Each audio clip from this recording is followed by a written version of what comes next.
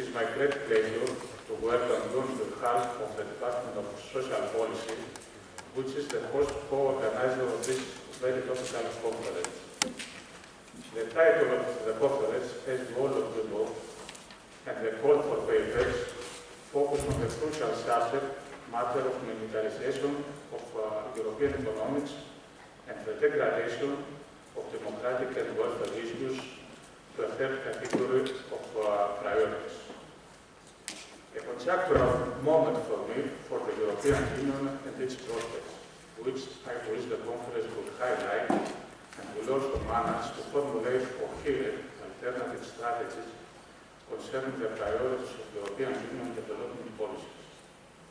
As chair of this welcoming session, I will first call our Rector, Professor Christina Koulouri, for a short welcome for the conference.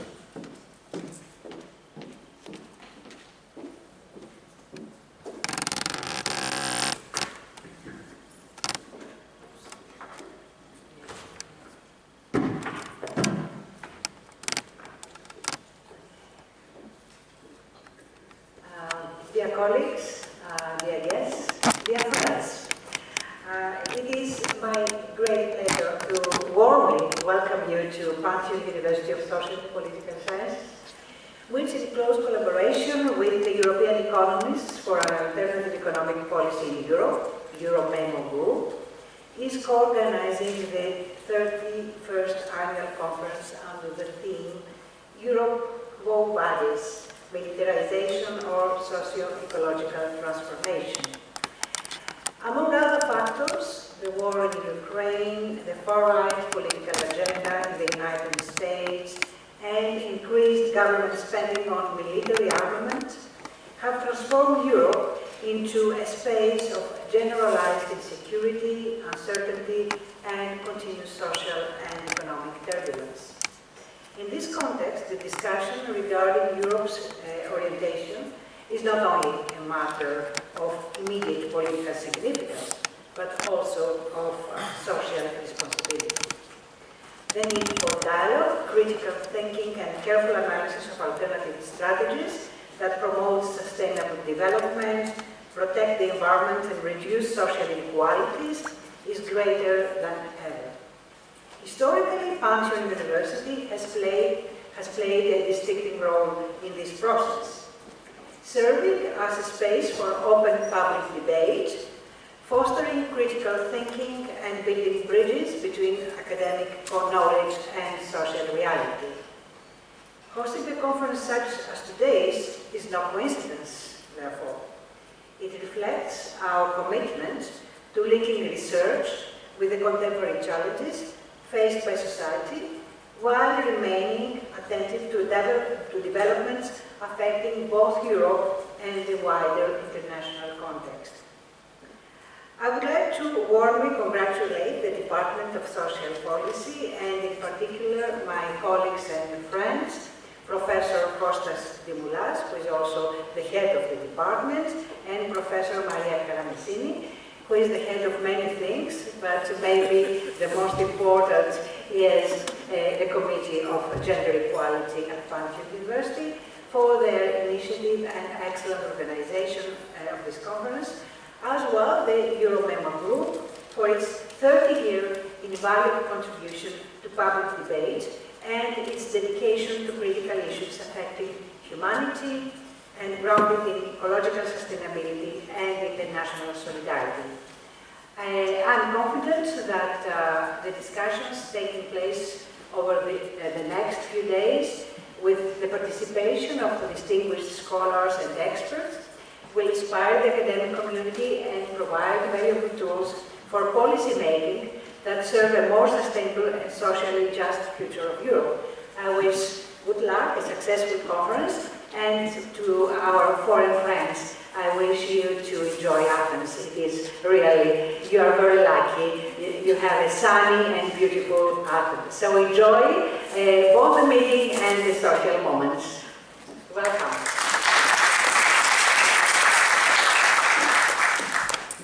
Now, Ms. Marika Frangakis, co-chair of the European Member Group, EuroMemo Group, so here, welcome.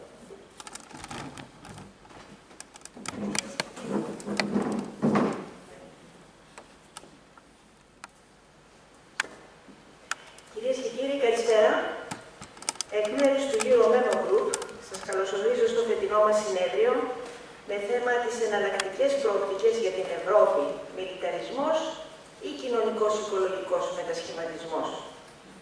Το συνέδριο φιλοξενείται φέτος από το Panteion Πανεπιστήμιο, το οποίο ευχαριστώ θερμά, καθώς και την καθηγήτρια Μαρία Karamessini, μέλος της Συντονιστικής Επιτροπής του EuroMemo Group, για τη μεγάλη προσπάθεια που κατέβαλε για την επιτυχία του συνεδρίου.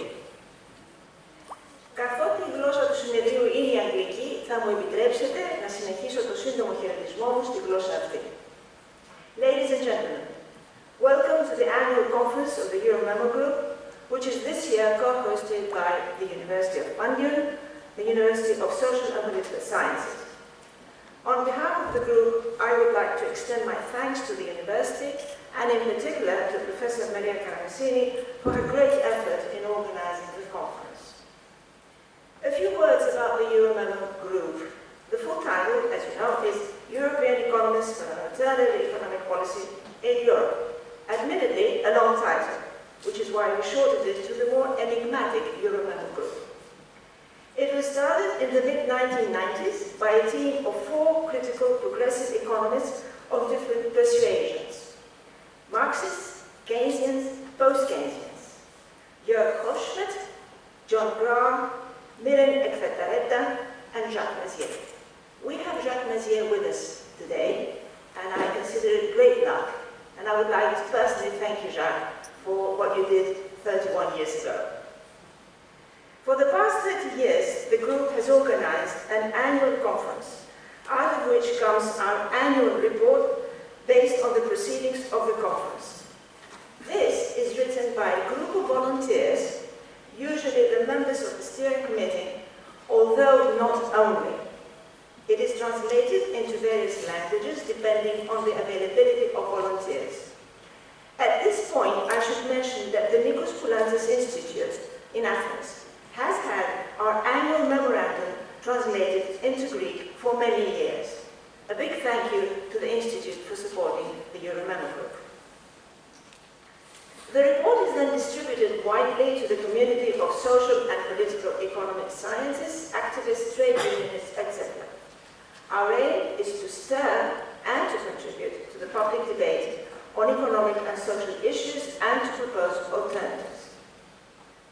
The longevity of the group, 30 years, may be attributed to the fact that its participants find a common language.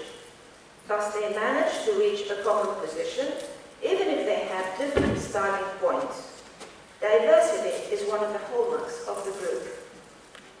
Having said this, I encourage you to look up our site, euromemo.eu, and to become members. We are indeed planning a number of interesting things for our members to be discussed at our General Assembly tomorrow evening, which I hope many of you will attend. The EuroMemo Group has been concerned with the transformational changes happening in Europe and the world in the 21st century. We have taken a close look into the various crises plaguing Europe and the EU, their roots, implications, and prospects, and made proposals for their overcoming from the point of view of socio-ecological transformation. In this year's report, the 2025 report, we even took a step further, looking into the future and speculating about developments. I'm sorry to say that our worst-case scenario is not too far off actual facts, worrying as these are. It is against the background of the multiple crises of the 21st century that the interregnum period, the period between successive regimes, appears to be nearing its end. What has been struggling to emerge following the global financial crisis, the health crisis, the ongoing conflicts in Europe and in the Middle East is emerging more clearly. The question of which way Europe is heading is a pertinent one. Is it heading in the direction of increased militarization? Or is it using its strength to pursue a different avenue and to influence world affairs in a positive way? Sadly, the evidence points to the increased militarization of the EU and of Europe more generally. Tensions in the EU's eastern flank are rising. Top EU officials accused Russia latter denies. At the same time, Russia continues its war of attrition against Ukraine, while it takes the risk of provoking localized incidents. Furthermore, the EU's lukewarm attempt at intervening in the genocide in Gaza is indicative of its political weaknesses. In addition to the warlike climate such clashes give rise to, they provide a perfect excuse for the hugely increased spending on armaments by the EU at the expense of other economic, social and political goals and policies. Alongside these developments, the rise of the extreme right across the EU and the world is both the cause and an effect of the ongoing transformational phase. Large sections of the population are exhausted after a succession of crises. Such sections are vulnerable to the false promises of the extreme right. So it is a vicious circle. It is this circle that needs to be broken. For this to happen, a combination of intellect and action is necessary. Plenty of room there for both intellectuals and activists. An alternative agenda must be put forward in clear terms and be adopted by society for the progressive socio-ecological transformation to be attempted. Our conference aims at contributing to such a goal and to the good fight that goes with it. I wish the conference every success. Thank you.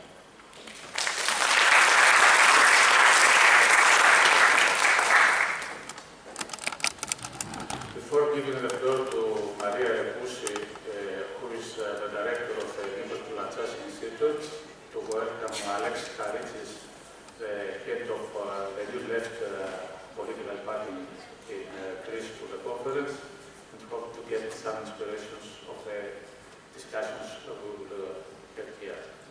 Ms. Repoussi, please.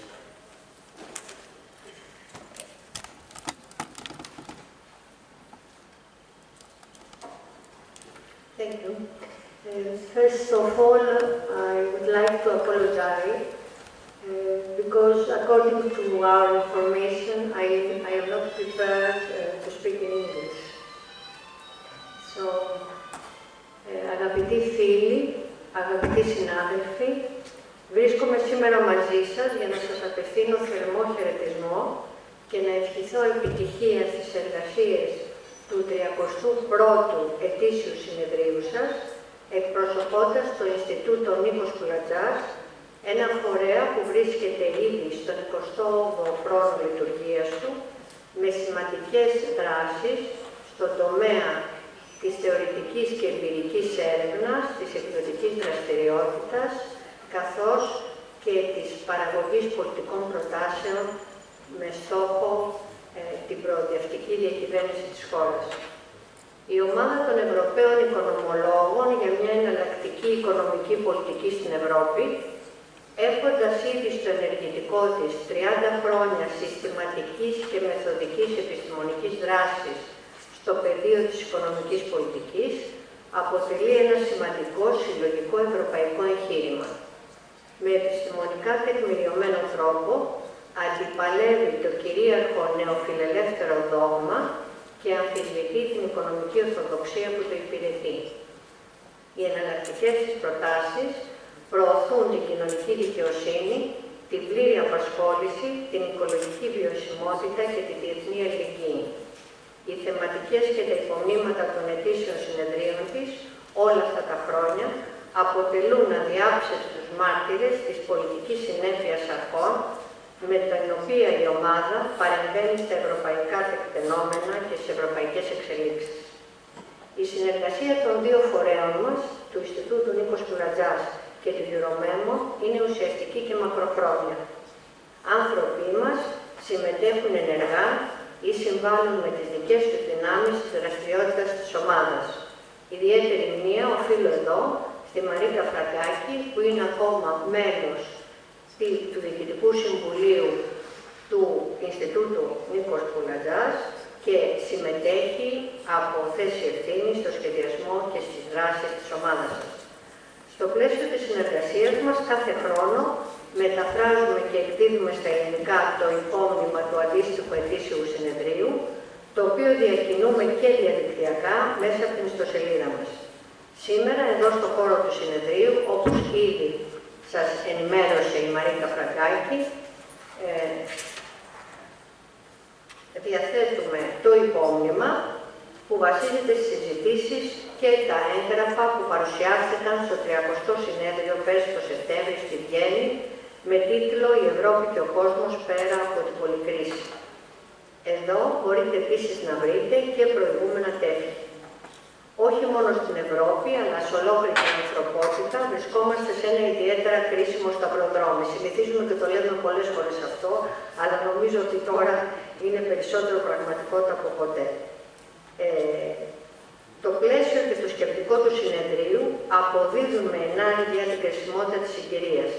Η καταράκωση του διεθνούς δικαίου, η ένταση των γεωπολιτικών ανταγωνισμών και των κοινωνικών ανισοτήτων, η μεγάλη διεισδυτικότητα των ακροδεξιών, αντιδημοκρατικών και ανορθολογικών αντιλήψεων, η επιλογή της στρατιωτικοποίησης και της συρρίκνωσης του κοινωνικού κράτους από τις κυρίαρχες δυνάμεις στην Ευρώπη, η γενοκτονία στη Γάζα, η εισβολή της Ρωσίας και ο πόλεμος στην Ουκρανία διαμορφώνουν μια εντελώς νέα, στάθμητη και ιδιαίτερα ανησυχητική πραγματικότητα.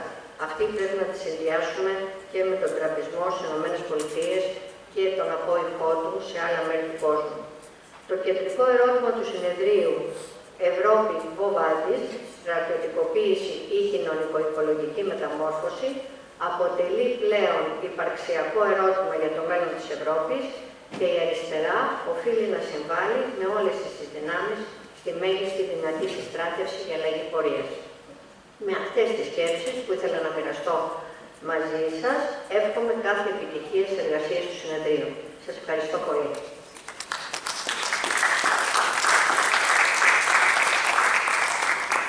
Last speaker on this introductory session, Maria Karamessini, Professor Maria Karamessini is the head of the Organising Committee of this conference and my colleague at the Department of Social Policy. Good morning, friends and colleagues. I'm the last speaker in this inaugural address, and I would like to welcome you, first of all, and then stress two things. The first thing is that our minds and our hearts are with the Palestinian people in Gaza who are experiencing a genocide and an eviction from their homeland.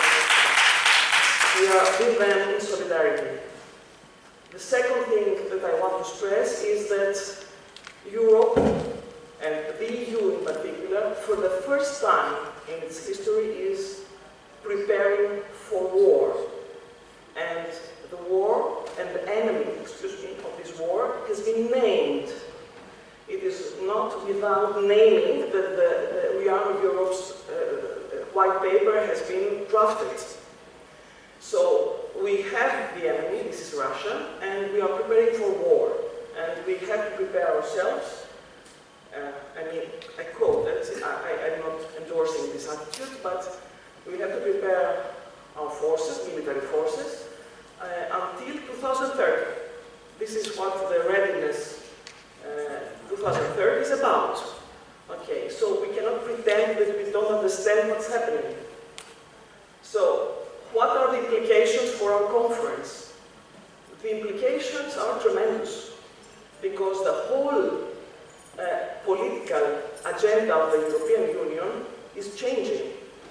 This doesn't mean that we don't have economic policy, social policy, environmental policy, international relations policy, international development policies, etc. But the whole priorities of these policies are subordinated to the central goal.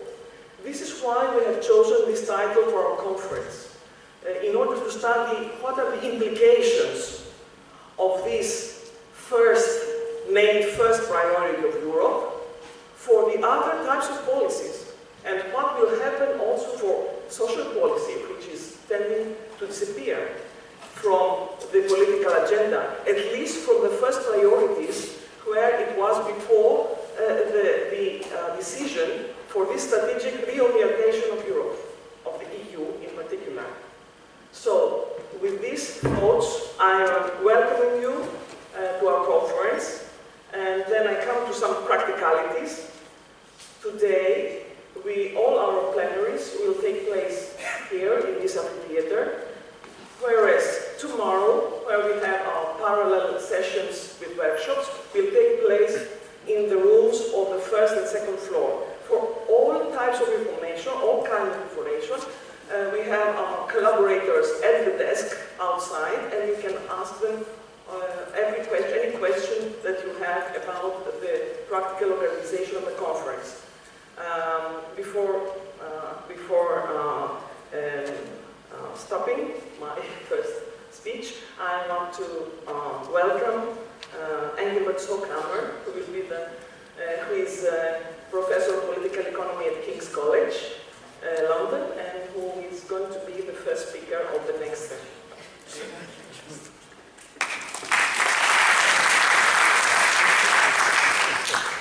Now I will give the floor to Marika Frangakis to coordinate the next and the first plenary session of this conference. Please, Ms. Frangakis, Maria Karamessini, and Professor Engelbert to take their place.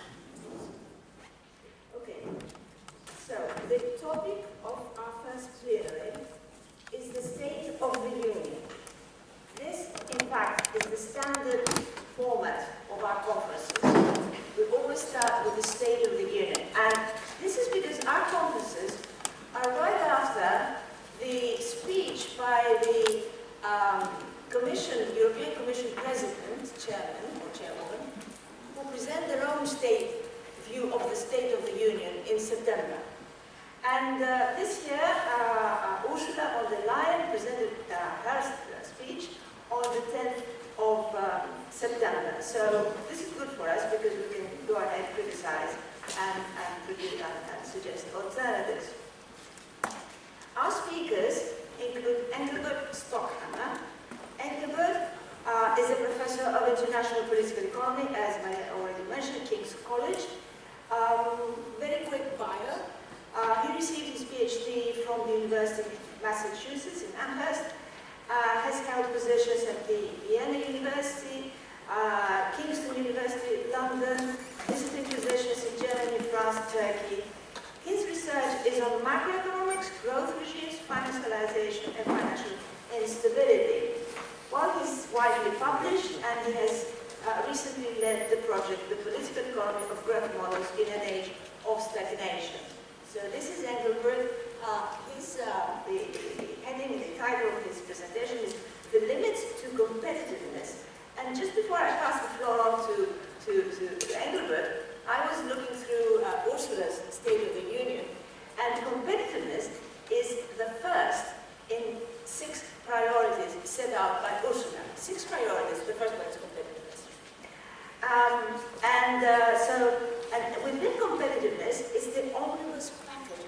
which means everything goes, you know, deregulation all the way through. I was really impressed by this. And of course, democracy is the one before last, is the fifth priority in Ursula's view of the State of the Union. Engelbert, sorry for taking the floor, you know, for a few seconds. So it's over to you now. Thank you. Well, good afternoon, everyone. Thanks so much for having me here. I'll talk a little bit about the limits to competitiveness, and as Marika sort of anticipated, the title is motivated not the least by Ursula von der Leyen's speech. So I start out with two quotations that will bother me throughout the presentation. The first is from Ursula von der Leyen. She said, competitiveness is the central piece of our European Union. Actually, I checked the written version, that wasn't in the written version. She spontaneously said that after she tried to transition from peace in Ukraine and Israel and Gaza to the main part of the European Union, which apparently is competitiveness. The second is a bit more of an awkward quotation. It's from Brenton Sims, who's a historian of international relations, and who in 2016, so that was in the course of immediately after Brexit, was contemplating how the UK and how the EU will be doing, and he had this statement that only by linking debt, defense and democracy, as pioneered by the United States and according to him also the United Kingdom, will Europe be able to be great and beautiful.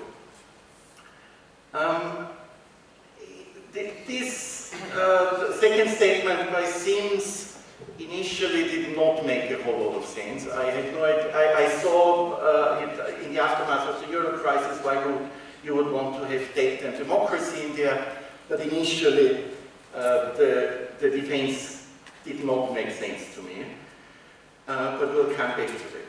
So, first, the European growth model, that's with a question mark. It's actually export-led stagnation rather than export-led growth. I should say that what I'll be doing is, for those who are academically interested, coming from the growth models approach with which I'm myself working quite a bit these days. So a starting point of that approach is the distinction in export-led versus state-led growth models, and the Euro crisis in particular is analyzed as an interaction, or the outcome of the interaction of state-led and export-led growth models in Europe. Now, since the Euro crisis, in a way, the export orientation has taken center stage, and debt-led growth, well, I would have two slides on it, it features a lot less prominently. In particular, export orientation informs the policy strategy of the European Union. And that comes, or has come in different incarnations. Now it's competitiveness. It used to be the keyword of internal devaluation. Now, I had several years ago analyzed what we called demand regimes, so that's part of post-Keynesian economics, where one was looking at how does a reduction in wages, or for the calculations that you see in front of you, a 1 percentage point decrease in the wage share impact overall aggregate demand. And at the core, it's called the Koulouri model, at the core of these models is the distinction that a cut in wages will have a negative effect on consumption. It may have a positive effect on investment, depending on how sensitive investment is to income distribution or the profit share. And it may have a positive effect on net exports because a wage cut, other things equal, would increase competitiveness. Now, simply put, the smaller your economy and the more open your economy is, the larger will the export effects be. These are the effects for the euro area, which was at that time a bit smaller than it is today, but similar studies afterwards essentially found similar results. And that finds that for the European Union, which overall is still a relatively closed economy, the consumption effect of a change in the wage share is much larger than the effect on investment and net exports. The investment effects actually, one struggles to find statistically significant. The net exports effect are real but are relatively modest. So in our terminology, what you see here is that the euro area overall is what we call a wage-led economy or a wage-led demand regime. Now nowadays, the discussion, so this paper was at the time when the European Union, or the European Commission, when they said competitiveness, they essentially meant wages are too high. Nowadays, if you read the Draghi report, wages are not the center point anymore. It's a lot more about skills, about human capital, about infrastructure that tech industry needs and so on. But it's useful to keep that in the back of the mind. And the European Union, by a standard measure, did increase competitiveness quite substantially since the euro crisis. What you see here is the current account surplus of the euro area, and that was essentially around zero at the introduction of the euro. It was also more or less zero at the onset of the global financial crisis, and now it's about 3 percentage points of GDP. There was a bit of a dip during the COVID crisis, but that is where we are. And that used to be the traditional measure of competitiveness, and that is what the Southern Europeans got beaten by the German Chancellor during the euro crisis, that they are uncompetitive because they have large current account deficits. So what good has that done? The euro area, what you see here is the growth rate of the euro area, and what you see is that we have a strong, a sizable declining trend in growth. We could also plot the difference of EU GDP relative to US GDP, and it's clear that despite this achievement in terms of competitiveness, the euro area is not growing fast. In other words, it's not paying off. So the euro area, in my view, does have an obsession with competitiveness, one that is fully counterproductive. The discourse has a bit shifted away from wage growth, or if you want, the inter-union, but of course labor market deregulation is still part of your standard package. If you read the Draghi report, should I put it further away? The Draghi report not only sees a lack of competitiveness, despite the fact that we have 3% of GDP current account surpluses, but also sees, indeed, my impression is newer for the European Union or for the Commission, sees a lack of investment. And for the lack of investment, what we need is the savings and investment union. We need capital market, we need securitization, we need venture capital, and we need private capital market-based pension system. Yeah? You may notice from my ironic voice in there, I'm not at all convinced that this package will be going anywhere. Now, this is something, or it actually incorporates what used to be the common capital market and the banking union, but it wants to mobilize saving. In other words, it maintains the fiction that if only you tweak the financial system a little bit, the private sector will provide these investments. And what you have in the background of that is that while historically, and going back to the middle post-war years, the European Union was to some extent designed to contain Germany, certainly since the 1980s and 90s, it's essentially become a neoliberal economic policy cage, a big part, or a big purpose of which is to discipline its member states. And one of the most horrible things that member states can do, other than having excessive wage growth, seems to be having too much government expenditure. So what you have here is just a brief overview of changes or absence thereof in European economic policy, which essentially wants to drive home that since the euro crisis, essentially in lots of ways, the fiscal constraints on nation states have tightened further. The area where you do have a change is around monetary policy.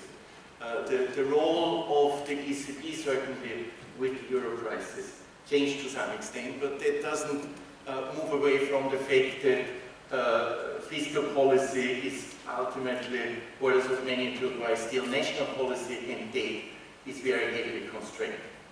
There's also no substantial change in terms of labor market policy because wage growth in the European Union playbook is essentially a danger to competitiveness, not a potential source of demand.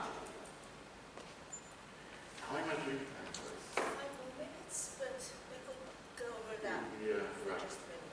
Okay, then I'll skip the debt-led growth, despite the fact that it would be interesting. So, the European Union finds itself in a situation that it didn't actively contribute to, and that situation essentially can be summarized in the word Donald Trump.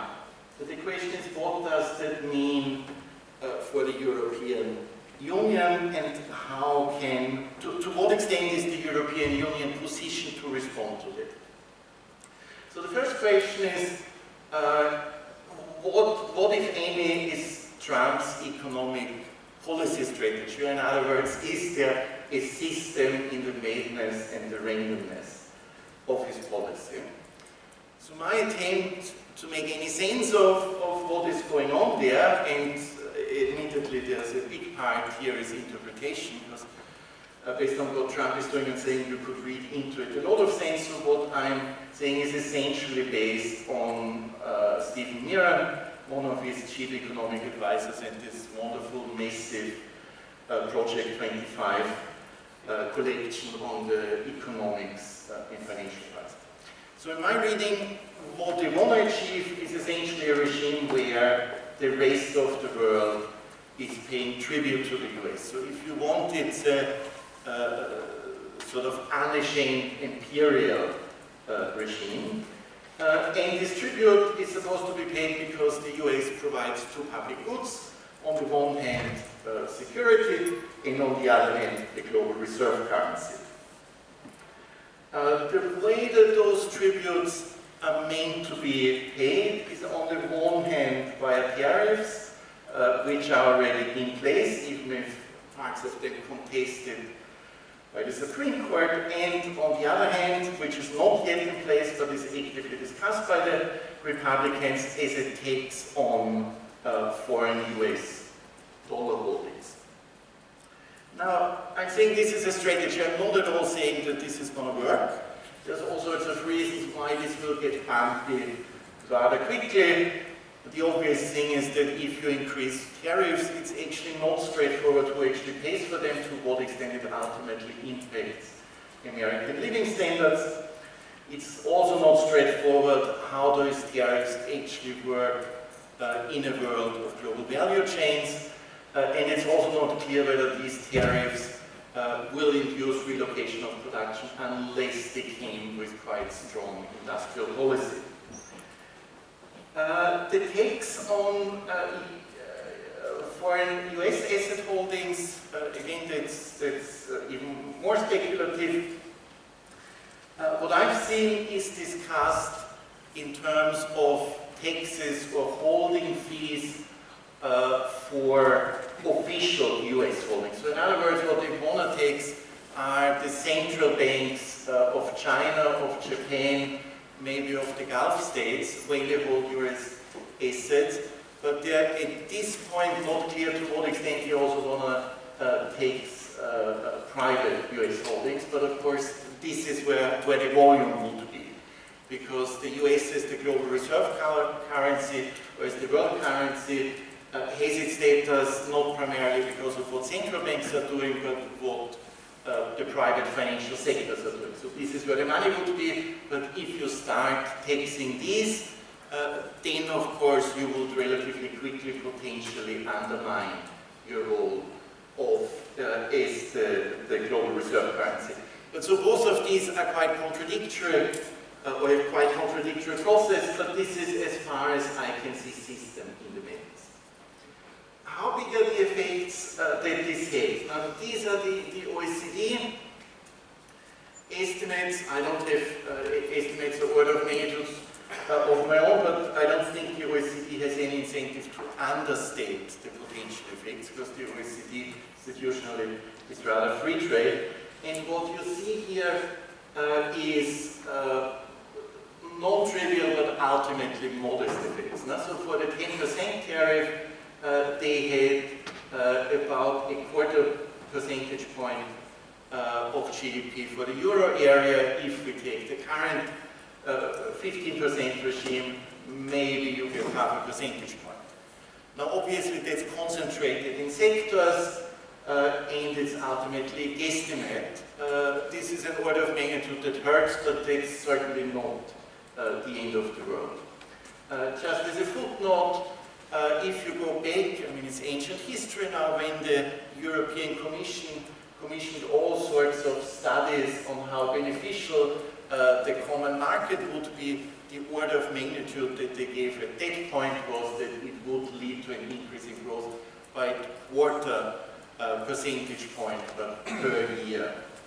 So we would be talking about similar non-trivial but ultimately modest orders of magnitudes. That said, I don't think the US-EU trade deal was insignificant at all, because it illustrated two things. The first is, if you have an export-led growth model, if your growth is to a large extent relying on export surpluses, then of course you have a weak bargaining position against nationalist or protectionist US policy. The second that is clear is that the EU is not designed to bargain with less than friendly and civilized trade partners. I mean, the EU has a trade bargaining apparatus that works within a WTO framework, or where some ground rules are accepted. If you're into moving towards a dog-eat-dog world, that works a lot less. I think that's the one but last slide.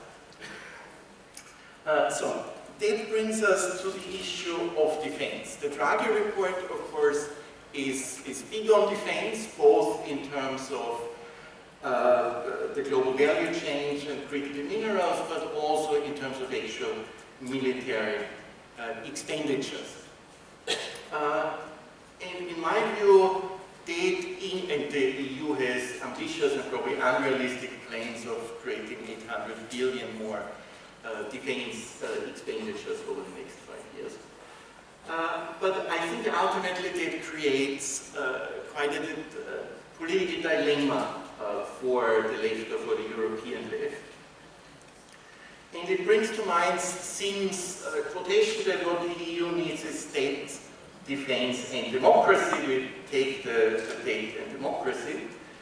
And as I said initially, I had no idea why Sims was bringing defense in there. Ultimately, he is an international relations historian, and for him, if you want to be a proper state, you need your own defense mechanisms, defense expenditures. And if you don't have that, for him, that's tied in particular also to ability debt. Now, in the meantime, I still don't like what Sims is saying, but in the meantime I respect it more.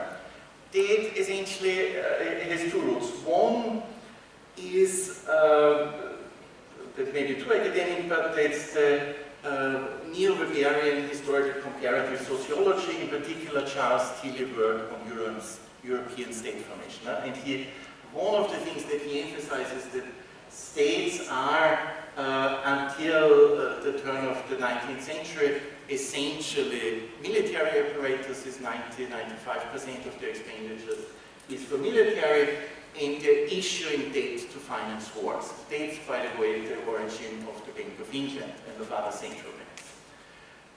So there is a deep link between the ability to issue should take, at least historically speaking, there's a link between military activity and large-scale debt issuance. Of course, the US debt in particular, that it became centralized under Hamilton, it was essentially the debt due to the independence war. So for the US, we also do.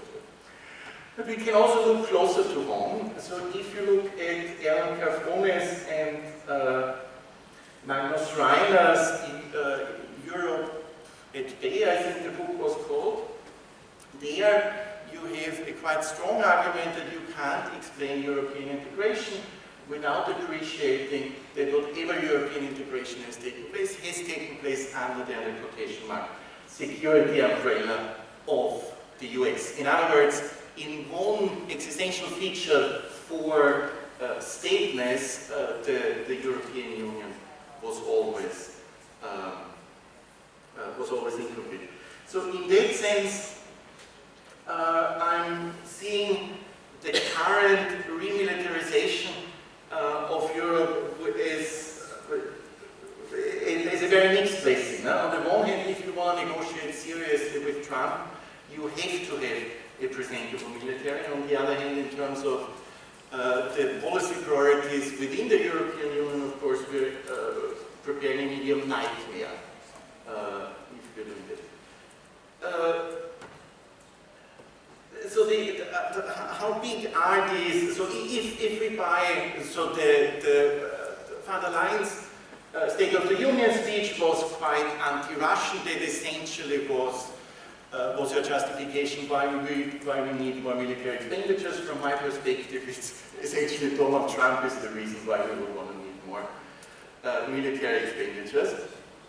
The Financial Times had a sensationalist heading that Russia now has higher military expenditure than the rest of Europe. That does not withstand scrutiny.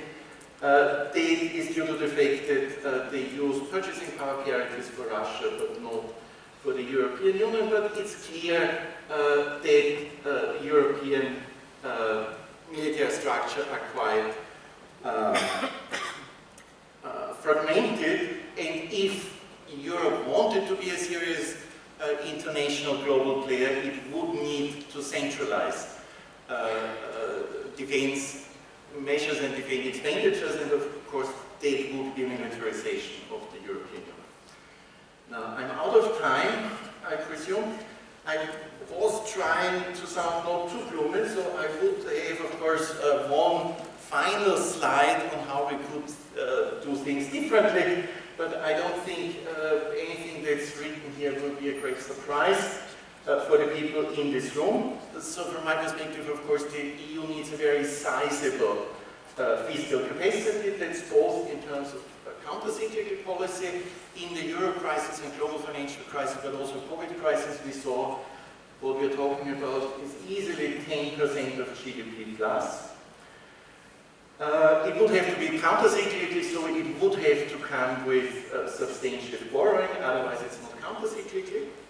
Presumably, the European Union would want to finance a lot structurally, so that's on top of the 10-15% now that I said that you would need for counter-cyclical capacity, in particular in terms of public infrastructure, decarbonization.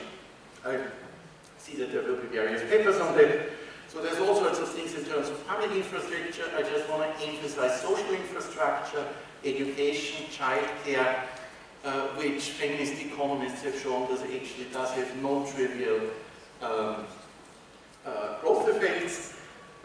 This would need financing, and that's not a European capital market, but that would have to be European development banks, strategic ones, and that would have to come with a strengthening of democratic procedures, in particular the European Parliament. That's it.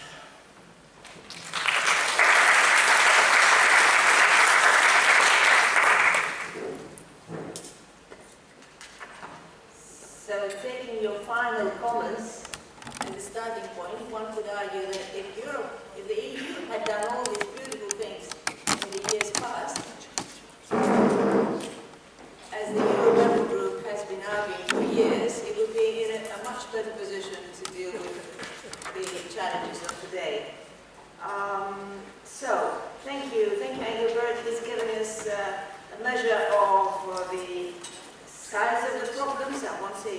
intensity, but the rate to the size of the problems that we're dealing with, and a view of how to go about them. We continue with Maria Karamessini. Maria is a professor of labor economics and economics of the welfare state. She's the director of the Center for Gender Studies at Panteion University.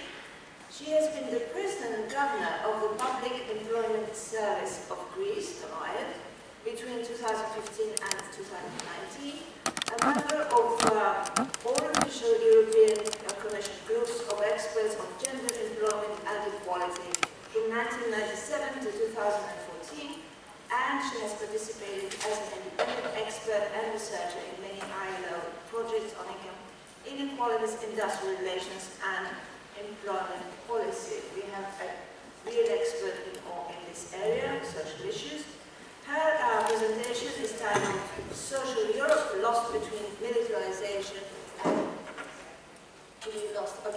it's more or less the same, and Sustainable Competitiveness. Now, just to say that according to Maria, between 2017 and 2024, Social Europe saw a renewed momentum after a prolonged period characterized by austerity. However, with the recent strategic shift of the EU towards militarization and sustainable competitiveness in quotes, the implementation of previously adopted legislation and policies are at risk of being stalled, undermined, or significantly limited. Maria, you have, Engelbert took 25 minutes, which is a lot, so you have 20 minutes. Thank you. So I'll give you a brief outline of my presentation. I will first speak of the economic juncture Europe is in, and then I will describe the social state of the Union on the basis of social indicators. And third, I will present the social policy, the EU social policy initiatives undertaken during the 2017 mid-2024 period, which was a period of revival of social Europe. And then I will discuss the risks for social Europe by the EU strategic reorientation towards militarization and sustainable competitiveness. First of all, I would like to give a definition of social Europe, a broad definition. There are many definitions. But by social Europe, we mean the step-by-step creation of an EU-wide welfare state, and this is a definition given by Philip Panteion. So I start by the economic juncture, I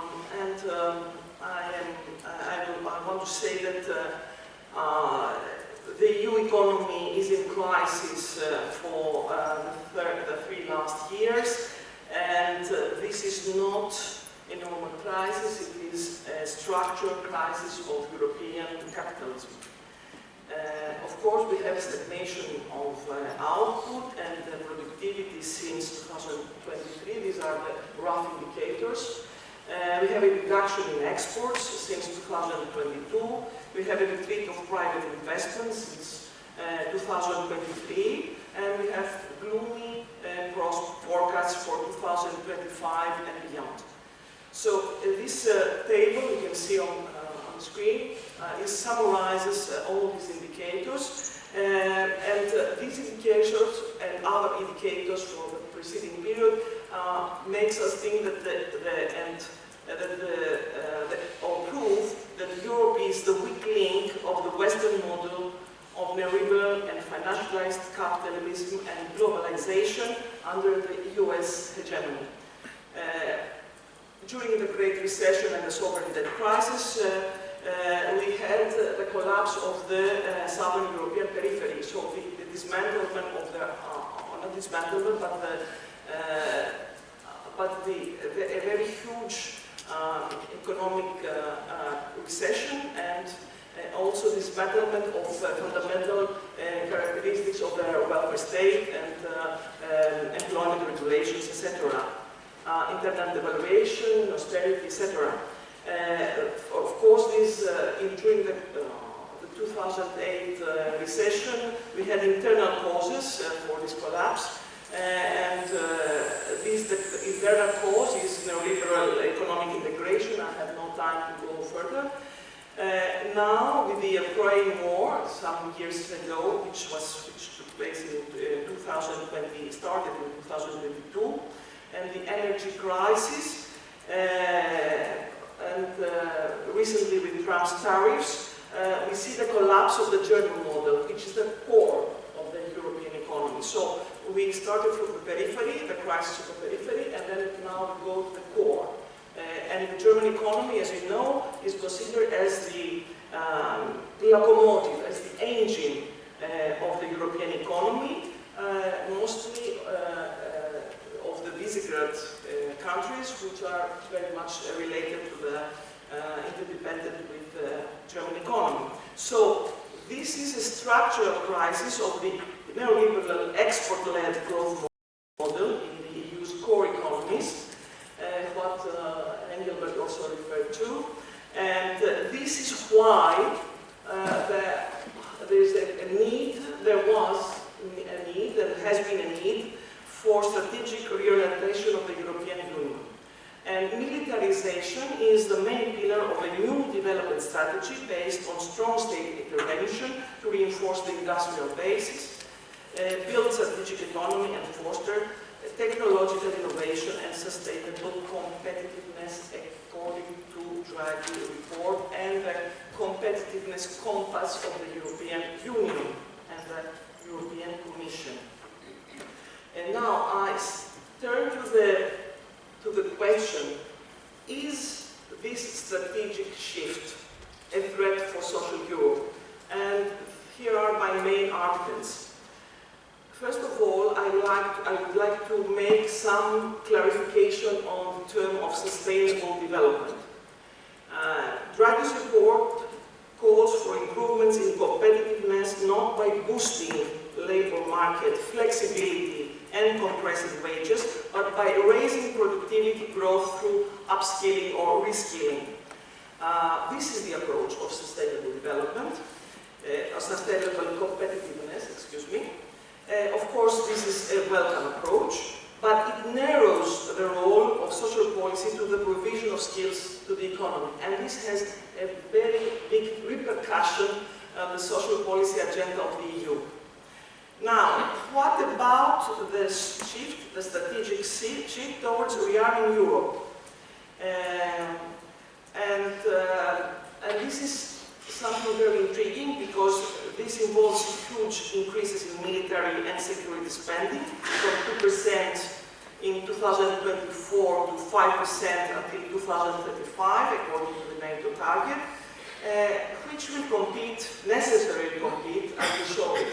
Well, I will show why, for funding and fiscal space with social spending. With these strategic policy shifts, the revival of the Social Europe's project between 2017 and mid-2024 may lose momentum, and this is going to happen if we do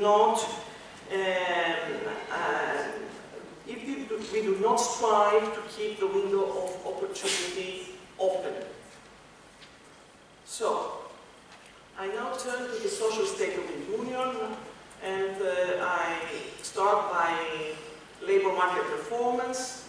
Employment rates are on the rise since 2013. There is a fall in unemployment rate, except during the COVID pandemic. But since 2022, we have a deceleration of employment growth because of very low GDP growth, while there is no sign of reduction of gender employment gaps between 2013 and 2024. Now, Trump's tariffs, 15% across the board and 25% in steel and aluminium, are estimated to cause a loss of up to 705,000 jobs, especially in manufacturing. Another very big and important problem is youth unemployment rates that are above 28.5% in several countries, many I would say, Estonia, Sweden, Spain, Finland, Luxembourg, Portugal, Greece, Italy, France. This means that they are not above this rate only in Southern Europe, but also in core EU countries. Now, I turn to wages and industrial relations and job quality. EU employees recovered in 2024 the losses in the purchasing power of their wages in 2022 and 2023, and minimum wages increased significantly in real terms. However, the wage share follows a downward trend since 1995, and in 2024 it was very much below the 1995 initial value. So we see that there is a continuing fall in the wage share, although there are fluctuations along or up and down the trend. So we have these short-term fluctuations, but we have a trend, a downward trend. Now, if we turn to industrial relations, the main indicator is the coverage of employees by collective agreements. And the minimum wage directive of 2022 obliges member states to reach at least 80% of coverage of their employees. This concerns mostly 12 member states that have below 50% coverage of their employees by collective agreements, and but also 19 member states have collective bargaining rates between 50% and below 8%. So a huge number of EU member states must make an effort. Nevertheless, this directive up till now has a low enforcement, a weak enforcement, so we are in this state of affairs, and we hope that in the next years there will be more activity in this realm. Now, job growth in the past 3 years corresponds more to permanent than temporary employment. However, employment protection offered by open-ended contracts has been significantly reduced in all member states since the 1990s by neoliberal reforms. Now, open-ended contracts do not offer the same protection as in the 90s. At the same time, the increase in platform and remote work, subcontracting and bogus self-employment continues. And we have also an unprecedented phenomenon of net deterioration of health and safety and psychological and psychosocial working condition in the post-pandemic period, which is due to work intensity. There is an intensification of work, clear intensification of work after the pandemic, long hours. We have the problem with sexual harassment and discrimination at work, which are the main contributing factors to the deterioration of health and safety conditions.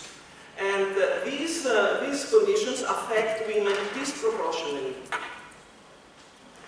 I will not spend much time on this slide, which is on poverty, but I want to say only briefly that poverty reduced between 2015 and 2014, but energy poverty is still present, and the housing crisis is in full expansion.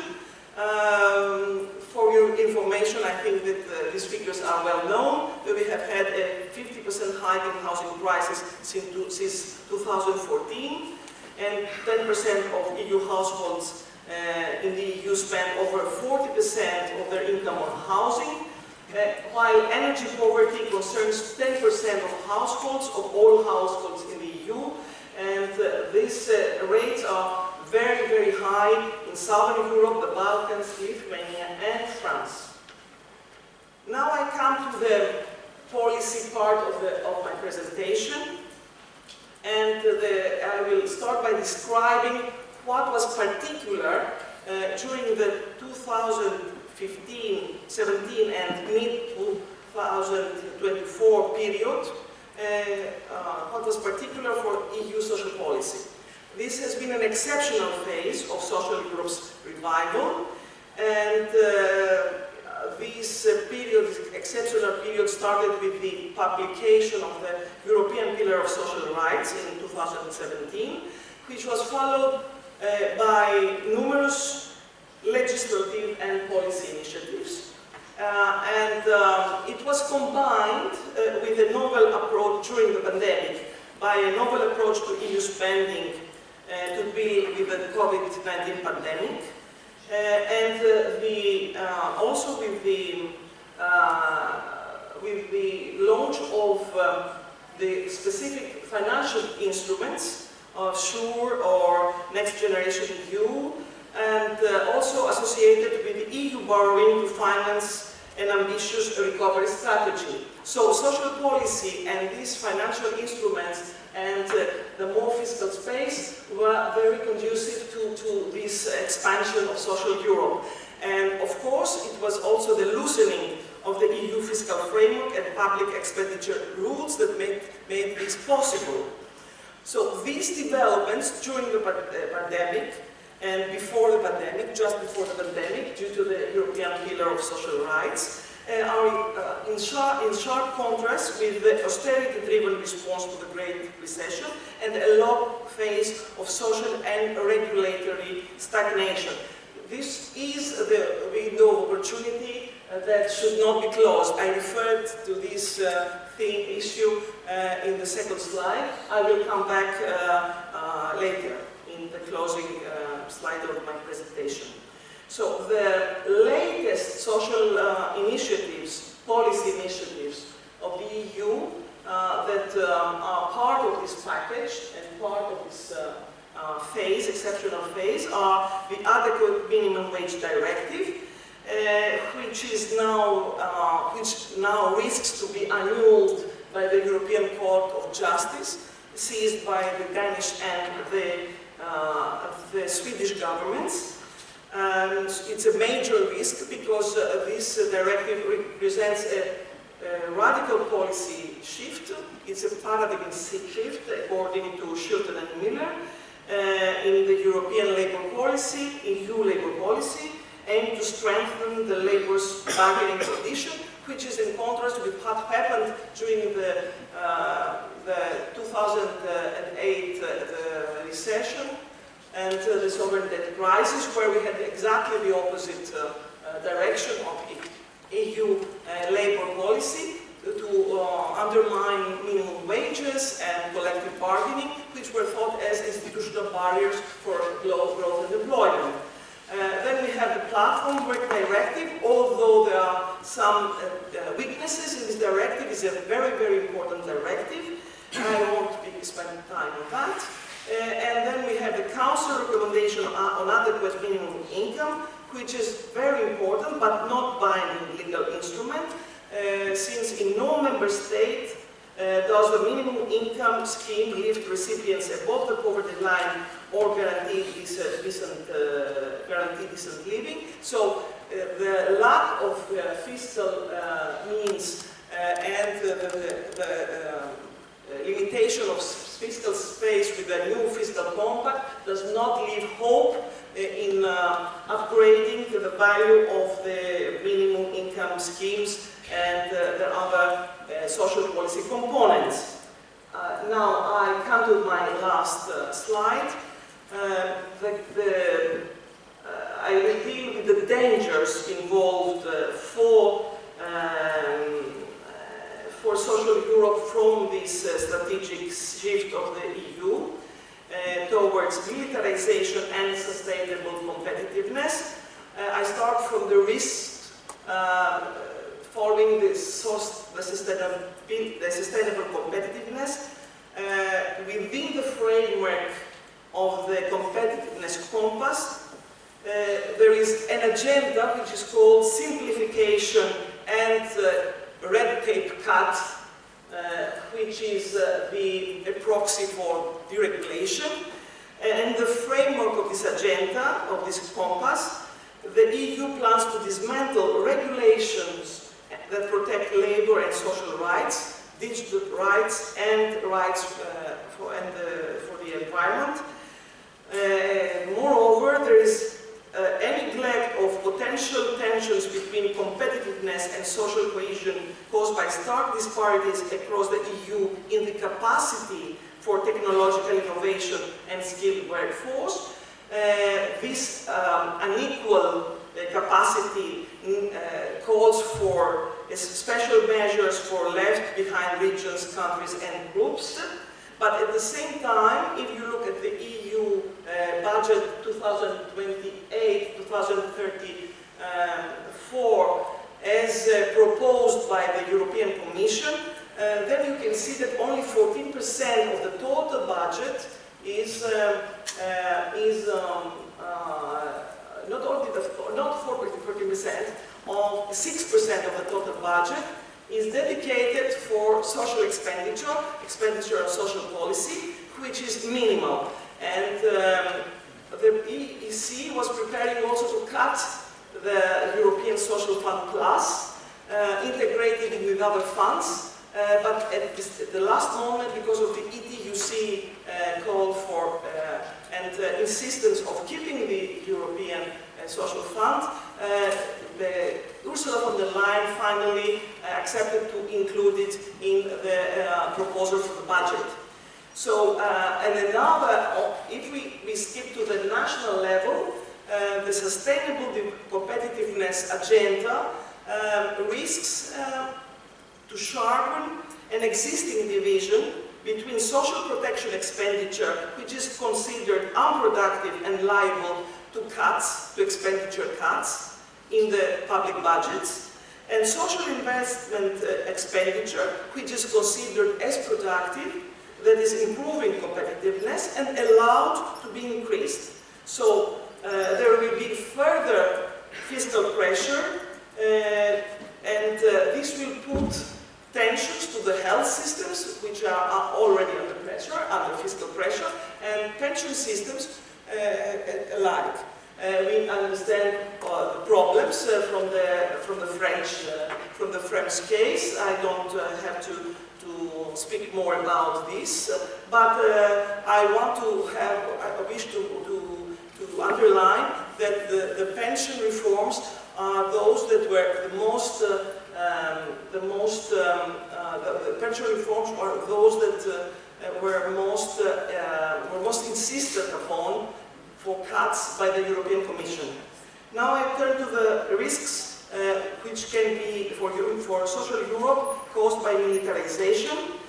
The huge increase in military expenditure has obliged the European Council to take decisions on the possibility of activating the national escape clauses of the Reform, Stability and Growth Pact to allow member states to have more fiscal space, and this does not preclude competition of military with social spending for three reasons. First, all member states are not going to make use of the clause. Already 12 member states have not applied to make use for this clause. Second, social expenditure will be rationed by fiscal consolidation policies, mostly applying to countries with excessive deficits. At this moment, we have 8 EU member states that are under the pressure to reduce their excessive deficits. And third reason is that larger fiscal space cannot be used to face the big challenges ahead, that is climate change, likely pandemics, aging, and unavoidable massive migration, all of which require huge public investment and social spending. So we need both borrowing and also a fiscal space to be allowed to spend. So this is a complicated problem, and if all the fiscal space is taken up by military expenditure, so there is no room either for borrowing or for spending. This is the competition between social spending and military spending. Last but not least, as I said before, the EU budget, which creates the fiscal capacity at the EU level, is going to spend much more on defense, either by the dedicated funds or the regional and national plans, development plans. So we will have a great sum which is going to go to military, and only 121 billion which will go to social expenditure. These are the proposals of for the line, the Commission. Of course, the debate and the public discussion and negotiations start now, and they will continue for the two next years. Now, to conclude, there is a real danger for the social Europe endeavor to be lost between militarization and sustainable competitiveness.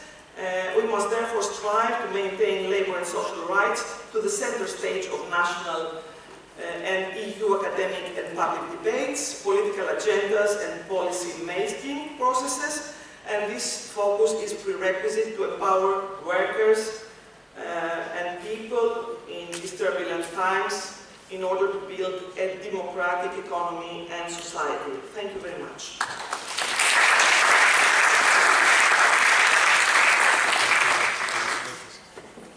Thank you, Maria, and thank you also for keeping to the 20 minutes. That's excellent. Thank you. You will notice that the title of the conference includes a question mark.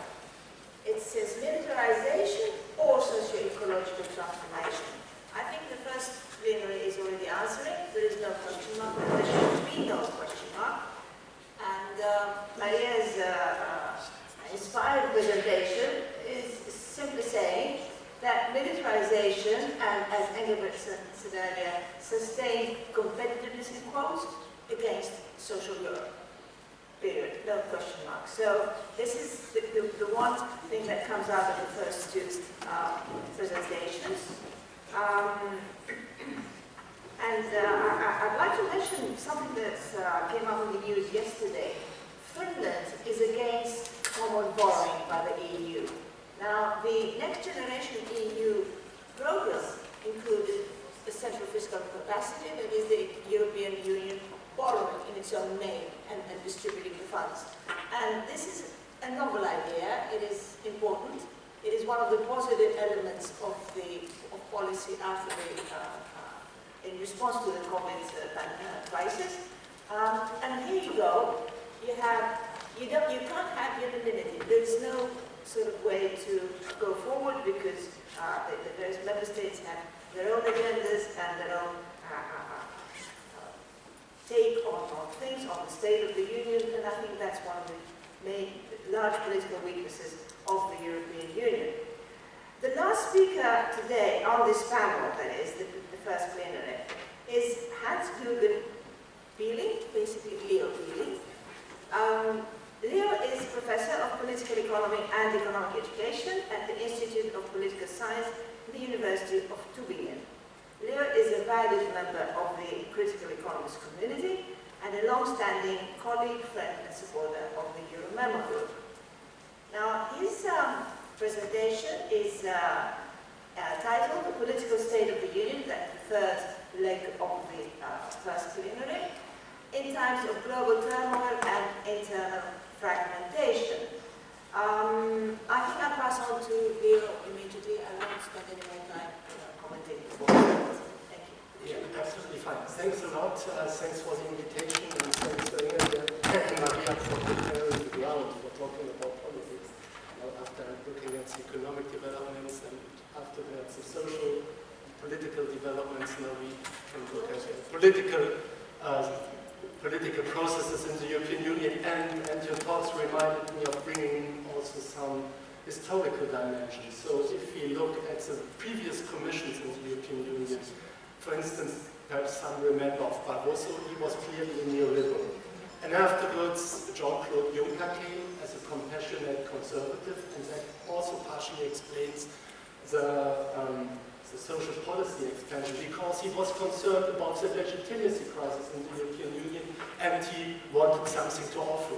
And Ursula von der Leyen, in her first period, built on that and extended the legitimacy issue to climate change problems and everything like so. The Green Deal in the European Union was a core component of her agenda.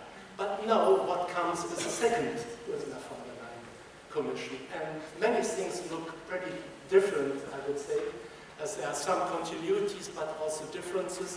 And I aim today to start with a brief overview of what I consider as the main political developments of the past 2 or 3 years.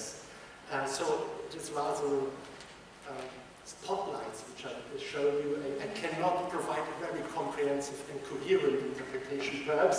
Then in the second step I can provide something which brings the different elements together and explains a bit more analytically how the European Union and its politics are oops. Oh, that looks very different. Okay. Yeah, it's a PDF file. So how are different? Yeah, sure. I wasn't aware of that. That looks like this. Yeah. Anyway, how that can be placed in a broader global political economic context. So crisis management has been a core feature of European politics for a while now, and it is continuing in the global agenda. But what does it mean, and how we can make sense of it? And I would say what brings all the many different activities of the European Union together is that we have a sort of a new state interventionism in Europe since the financial crisis, I would say. And that this new state interventionism refers to a basically globalized and neoliberal economy, but has many contradictory elements and features. It's highly ambiguous. And that's also important if we try to think about a progressive alternative agenda, to be aware of this ambiguity inscribed into the new modes of European state interventionism. Now I continue with an overview which more or less spotlights main problems. It was already said in the very beginning that we have 2 basic ongoing geopolitical conflicts, rivalries. The one which started in early 2022 was the Russian war against Ukraine. I will not elaborate on that because it's known to everybody. It's a mixture of economic expansion of the European Union as well as Russian imperialism, also triggered by the failure of the modernization strategy in Russia itself, which then at least contributed to the aggression against Ukraine. The second thing is an even longer prehistory. If we look at its relations between Israel and Palestine, we see that it has highly been complicated, but that it is a genocide which is taking place for a while, and which is, you said in the beginning, only lukewarm responses by the European Union. I mean, I come from Germany.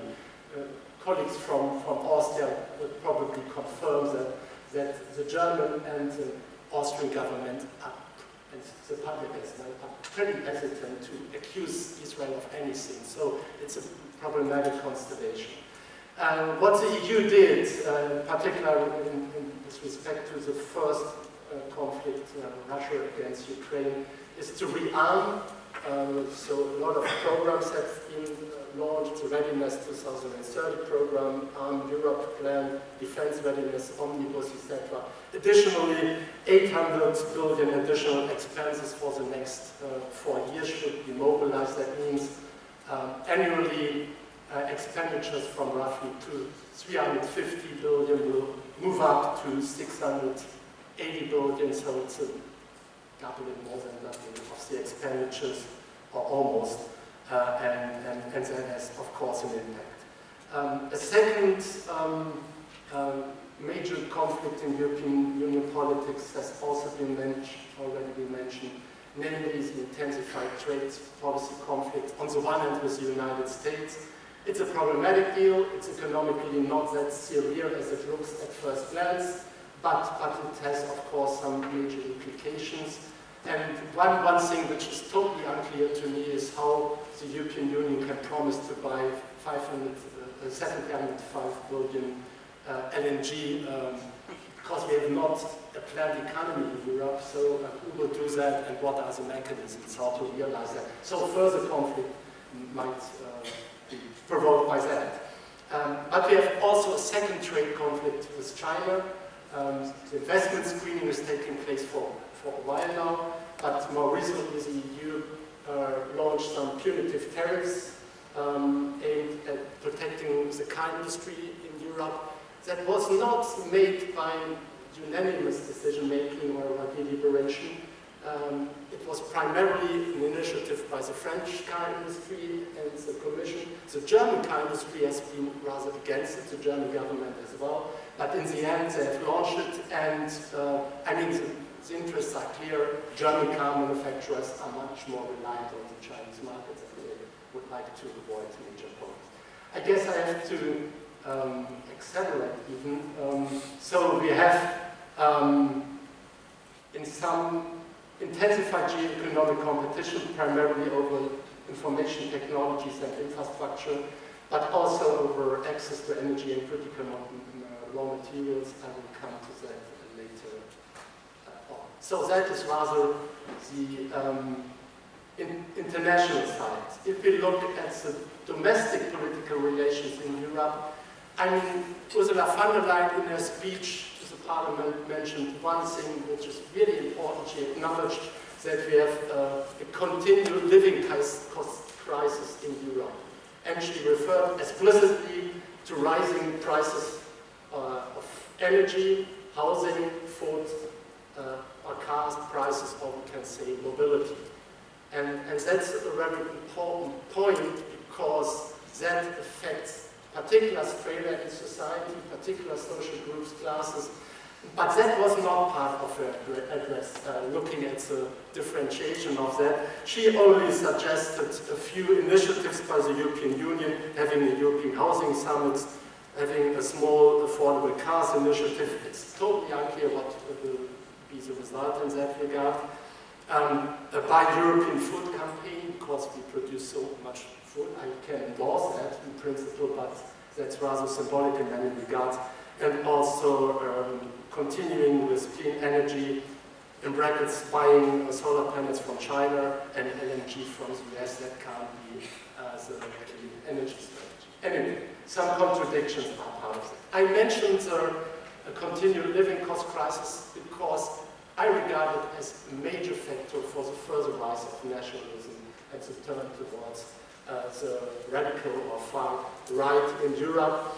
I don't think in terms of political struggles that affects directly the European Parliament. If you look back to the elections last year, I would say there was an incremental shift, but not a fundamental change. That doesn't explain much why the agenda of the European Commission is different. I would say we have had different majorities in many member states, also a rise of far-right movements in the founding member states. That's also very important, the bigger ones. And that impacts on the composition of the European Commission. If you look at how the Commission is composed nowadays compared to 3 or 4 years before, I would say it's moved much to the right, and that comes to fruition, if you want, in terms of European policy management. So I would sum up that we have an increased fragility and also backed by social inequality and fragmentation domestically, while at the same time the political suggestions of the Commission still rely on neoliberal concepts, realizing the capital markets union, better regulation agenda that has been mentioned, and the conclusion of free trade agreements, more recently with Mercosur, before with Japan and Vietnam. So the trade policy is more or less the same in a different context. Yes, so the projects. So if we look what that implies more concretely, I would say we have, at the same time, that's the flip side of the turn towards the right and the nationalist politics, a weakness of left and progressive forces. The problems that the agenda for stronger social regulation and the Green Deal agenda are diluted or rejected. There is a review of the Supply Chain Act.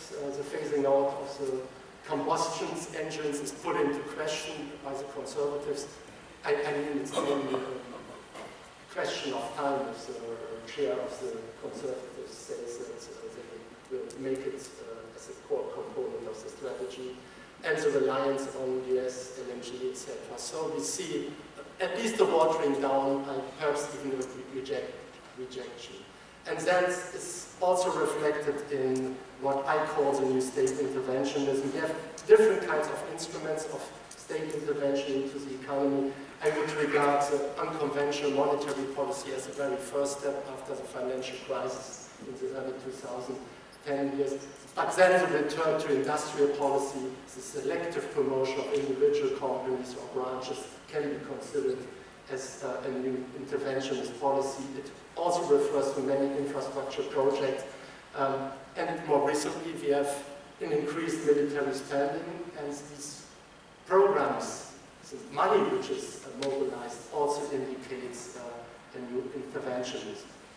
And if you look, the reports by Draghi and also that have been mentioned, you see that the EU is going into the direction of a geopolitical and geoeconomic de-risking. It regards itself highly vulnerable, and it tries to shelter a bit, to improve competitiveness, but it does so mainly by de-risking, relying on the money which is provided by financial investors and others. So it's a problematic strategy, as I will try to outline in the next step. To understand why the EU does this and goes along with the Draghi suggestions, letter suggestions, I would argue that we have a profound transformation of the European economy, not just the European one, but the global economy as a whole, into the direction of what many scholars call a financialized capitalism. So deep, comprehensive financialization is the background, or the backdrop against which we can explain some of these decisions. Financialization is built on the assets, the wealth, and the financial assets which are collected. You should not only look at debt and indebtedness, but also what is available and which is offered by the main players in the financial field. And I would call the competition structure in global capitalism, however, as a financialized high-tech capitalism, because it focuses increasingly on the high-tech technology sector, semiconductors, internet, cloud services, data communication, and that is also explained against the uneven development in global capitalism and the rise of China. If you look at major conflicts in that field, the United States turned more aggressively toward China due to technological or perceived loss in technological leadership, and the United States exerts strong pressure on European countries to go along with it in that regard. So we see that also, particularly if you look at the major fields of infrastructure modernization, and here I have not in mind the social infrastructures, but rather the infrastructures of globalization. There we see that the European Union tries to strengthen its position in the field of energy. It's cumbersome, it makes some progress in terms of solar power, less so in terms of wind turbines. Hydrogen is rather a myth in many regards. I have some serious doubt whether it is really realized. And then we have, of course, the struggles mainly in data communication, and that's not just one sector, but that's one sector which penetrates all other areas. So we all have computers and mobile phones around with us, so in order to manage everyday businesses, and no sector of the economy can operate with that. So that's one part. So we have a transnationalized, financialized high-tech capitalism in which the European Union positions itself. The second element refers to the particular structure of world order. It is often described as a transition from bipolarity to unipolarity and then again multipolarity. It's my impression, at least economically, we have rather a bipolar structure, but not a bipolar structure as we have had it in the past in the post-Cold War period. But we have what some scholars from the Second Cold War Observatory call a Second Cold War, namely a confrontation mainly between the United States and China within a highly interdependent world economy. That's a major difference if you compare that to the old Cold War, where both have been rather decoupled, where we have a strong ideological battle between communism and capitalism. Nowadays, geoeconomics play a major role. Technological leadership is one of the main things. And we have many, many countries which are rather in between, which are new non-aligned states, and which try to resist any attempt to become part of the two areas. And also the conflict style so far is quite different. A lot of cyber war attacks, economic coercion, many grace home activities, etc. I mentioned that because I think that we need to be a bit clearer about what are the main focuses of ongoing conflicts globally, but also within Europe. And I would say that geoeconomics is in some regards at the core. Geoeconomics I would define as the attempt to gain more spatial control over networks for economic reasons. So improving infrastructures, investing in certain sectors, supported by industrial policy initiatives, etc. And it is at least analytically distinguished from geopolitics, because geopolitics is also spatial, but it is rather the control over territory for security reasons. Analytically, I would separate them, but at the same time they are different in unity, so they are very best friends in some regards. We have a lot of economic instruments which are used for geopolitical reasons, sanctions for instance, and we have also many geopolitical security instruments used for geoeconomic reasons. Think of sending warships into the Red Sea or the Gulf of Aden. So there's a lot of overlapping, but nevertheless, so far the European Union was focusing mainly on geoeconomic, and now with the new state interventionism also affecting military spending, it transcends into the geopolitical field more strategically and more comprehensively. So what does it mean, imply for an alternative agenda if we are aware of these tendencies, processes, etc.? My observation is that we still have many kinds of crises. The so-called holy crisis is still there. And we have now, and that's the difference to the first underlying Commission agenda, a conservative or even reactionary political agenda. We have a lot of attempts to water down to stop the green ecological and social initiatives of the European Union.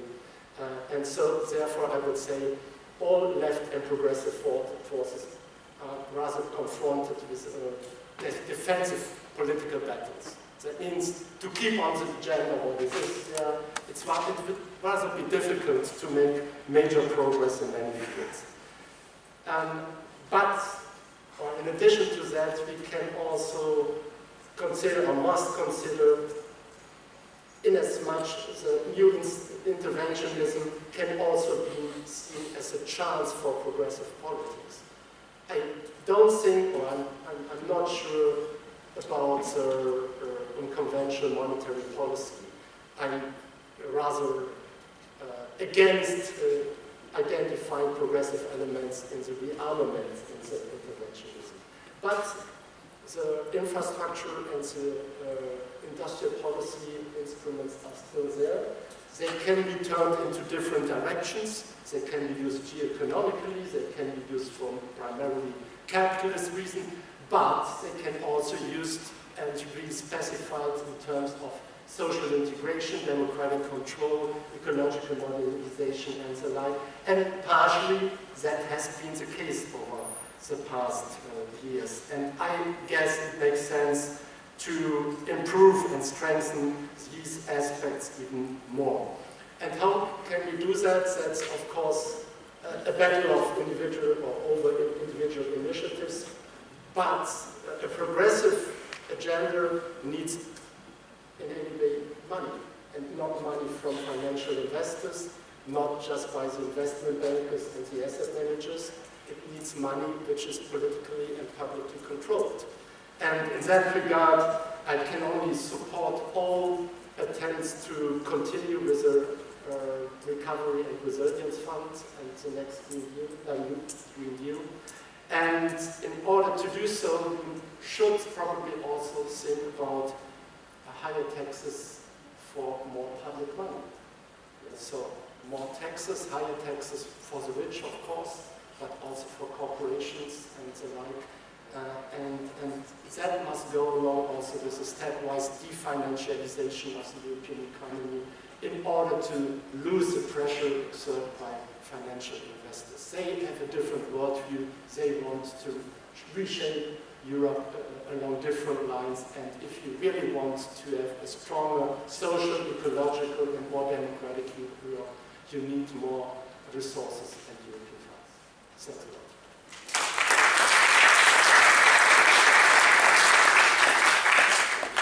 Thank you, Leo, for keeping to the time precisely, and thank you also for ending on a sort of optimistic note, which says, okay, let's use your instruments for our purposes. And I like that. Pretty provocative. Okay, now, according to the program, we should go to a break, but people may want, I suggest that we take something like up to 3 short, brief interventions, questions. So, which means just a few minutes. Please don't launch into a presentation yourselves. We don't have the time. This conference will carry on all day today and tomorrow. Okay, so, but would you say your name too? Your name is? My name is Anna Hartmark. Anna wants the floor, is the first one to take the floor. Anyone else? So that we can... No. Anna, do you want to go ahead? Yes, I actually have a question more for Engelbert, maybe on the first presentation. You also mentioned some numbers, how much money do we actually need for militarization and for the military? Yes. Thank you. I will say my name again. My name is Anna Hartmark. I'm from the University of Vienna.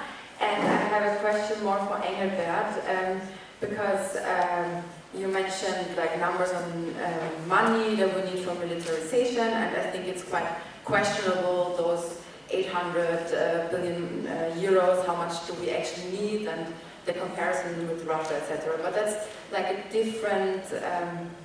I have a similar question, but on another topic, which is how much competitiveness do we actually need? From a left vision of the world and a left vision of the future, how much do we actually need to compete with other areas of the world, with other countries? Is this actually a concept that we should strive for, and do we actually need to be competitive with China or South America or whoever? Yes, that would be my question. No more questions, so will you please go ahead? Yes, I presume I managed to switch this off. Thanks for the question. I don't have much to say on the military expenditures, where the numbers are coming from, how realistic they are, what they would do. That's not my field. On the competitiveness, I could speak a lot. The short version is competitiveness, from my perspective, is not at all per se of interest from a progressive perspective. In particular, as currently it essentially crowds out other priorities. There is, of course, one aspect, as developing countries know very well, where competitiveness does play some role, and that's balance of payment constraints. Now, balance of payment constraints you can manage to some extent with whatever, manipulating exchange rate, controlling capital flows, but of course underpinning it to some extent are questions of competitiveness. So, and I mean, whether it was in France or in Britain in the 70s and 80s, respectively, it's a constraint that periodically bites. No? So in that sense, while I guess the short of what I'm saying is competitiveness from a progressive perspective is not an aim as such, but it is under many circumstances a constraint that you have to have an eye on. And the constraint is the balance of payments. May I add on that point, to that point?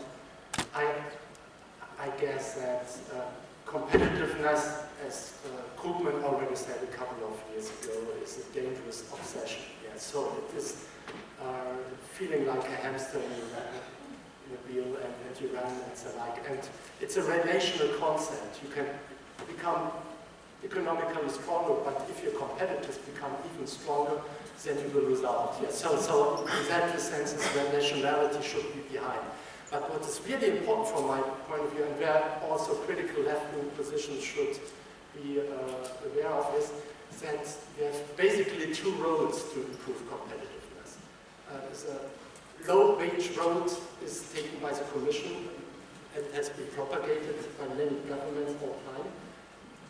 That means lowering wages, lowering social expenditure and the like.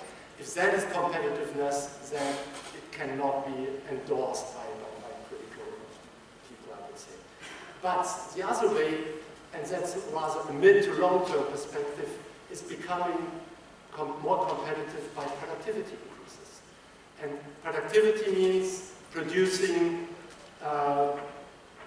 more in fewer working hours. So that means this productivity, and therefore also industrial policy, infrastructure policy, that matters for these points. If you would like to have a progressive competitive strategy, you need to invest more in these fields, and therefore you need resources. And that's one part of my of the new state interventionism, which I regard rather as potentially positive.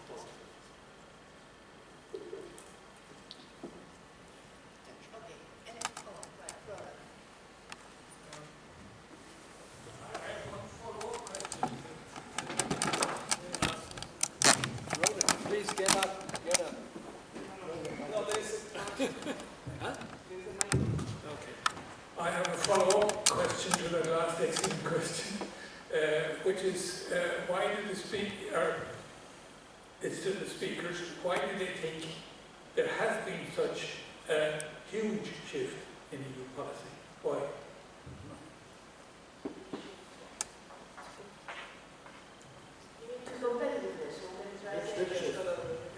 Yes,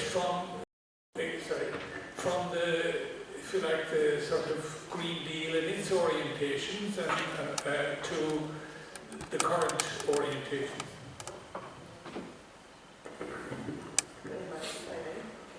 I explained in my presentation from the very beginning that we are living in a crisis, a big crisis, a structural crisis of European capitalism. And I said that, as Engelbert in the beginning, that there is a crisis of the export-led growth model. It's a total crisis. So there needs to be something else, another development strategy.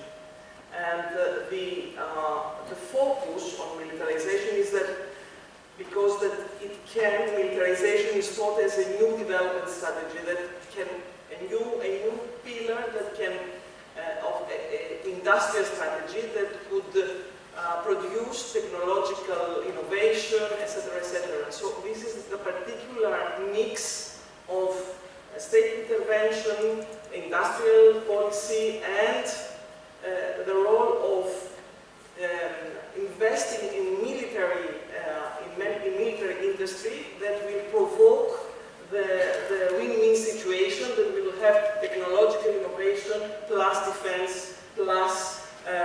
plus growth potential in terms of competitiveness. So we are not leaving the competitiveness model, but at the same time we put inside more state intervention, and we use expenditure in the military not only for defense reasons, but also and security reasons, but also to trigger technological innovation and boost the capacity, the competitiveness capacity of the union. This is my understanding of things.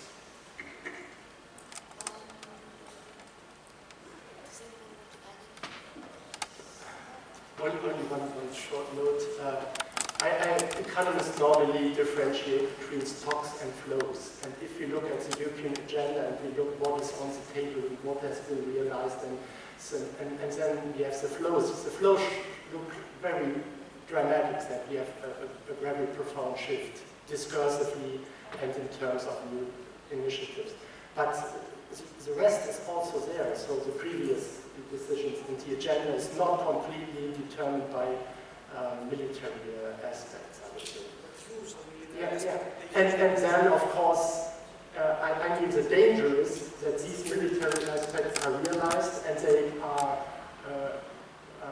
sold as an add-on on what is there. But in fact, and you have shown that there's a trade-off. In the end, there is a trade-off. You cannot eat the cake and have it. Yes, so that's very clear.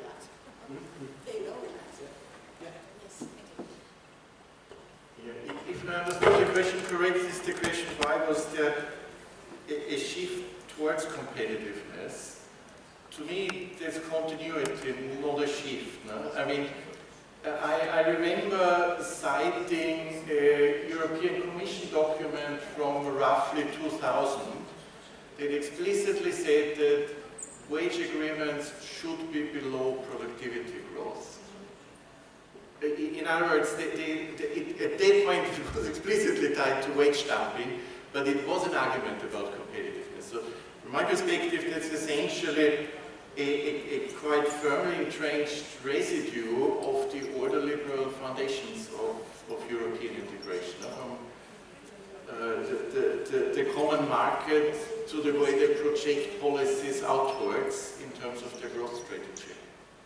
So from my perspective, it's what Leo calls the new state interventionism in a way. That is the innovative part, and there's a bit of a discontinuity, but the competitiveness to me is the continuity.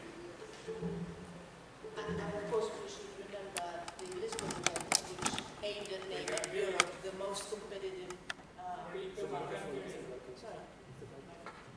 Yeah. Just my mind went to, I followed the Lisbon Agenda, 2010. It was the European Union economy was going to be the most competitive in the world. Of course, never happened. Okay. But the shift is not in the competitiveness field. The shift is in the militarization field. It's not the shift in competitiveness. And then the competitiveness approach, which is to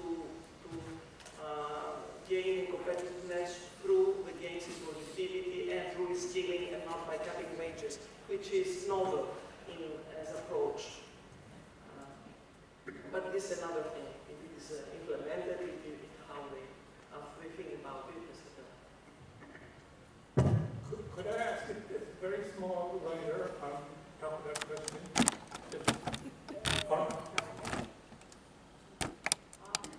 Actually, we are running late. Yes. It's nobody's fault, but we are running late. So we have a short break now, and then the next plenary is back here. And in about a quarter of an hour, 20 minutes, please don't go away and take an hour to come back.